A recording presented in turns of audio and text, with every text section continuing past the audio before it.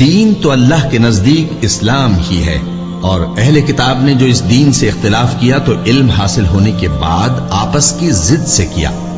اور جو شخص اللہ کی آیتوں کو نہ مانے تو اللہ جلد حساب لینے والا ہے۔ اے پیغمبر،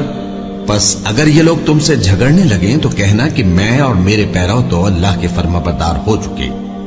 اور اہل کتاب اور ان پڑھ لوگوں سے کہو کہ کیا تم بھی اللہ کے فرمانبردار بنتے اور اسلام لاتے ہو؟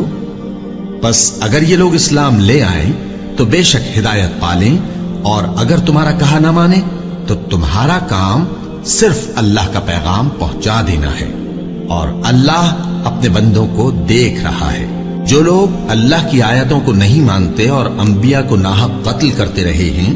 اور جو انصاف کرنے کا حکم دیتے ہیں انہیں بھی مار ڈالتے ہیں، ان کو دکھ دینے والے عذاب کی خوشخبری سنا دو۔ یہ ایسے لوگ ہیں جن کے اعمال دنیا اور آخرت دونوں میں برباد ہیں، اور ان کا کوئی مددگار نہیں ہوگا۔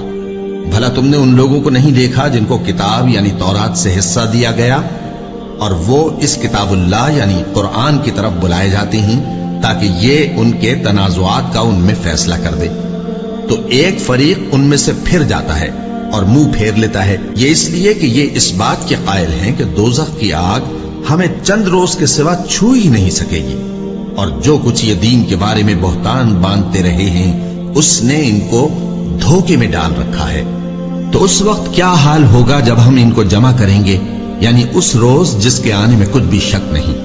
اور ہر نفس اپنے اعمال کا پورا پورا بدلہ پائے گا، اور ان پر ظلم نہیں کیا جائے گا۔ کہو کہ اے اللہ، اے بادشاہی کے مالک، تو جس کو چاہے بادشاہی بخشے اور جس سے چاہے بادشاہی چھین لے، اور جس کو چاہے عزت دے اور جسے چاہے ذلیل کرے۔ ہر طرح کی بھلائی تیرے ہی ہاتھ ہے، اور بے شک تو ہر چیز پر قادر ہے۔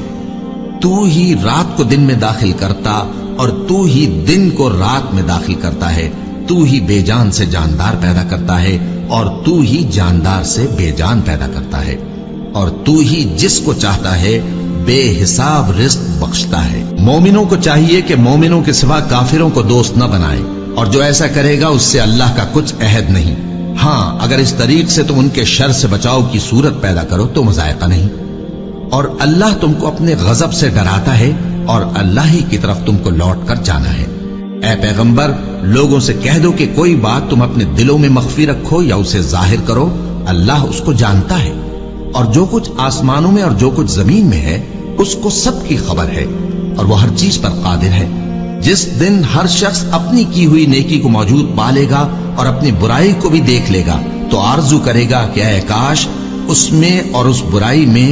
دور کی مسافت ہو جاتی، اور اللہ تم کو اپنے غضب سے ڈراتا ہے، اور اللہ اپنے بندوں پر نہایت مہربان ہے۔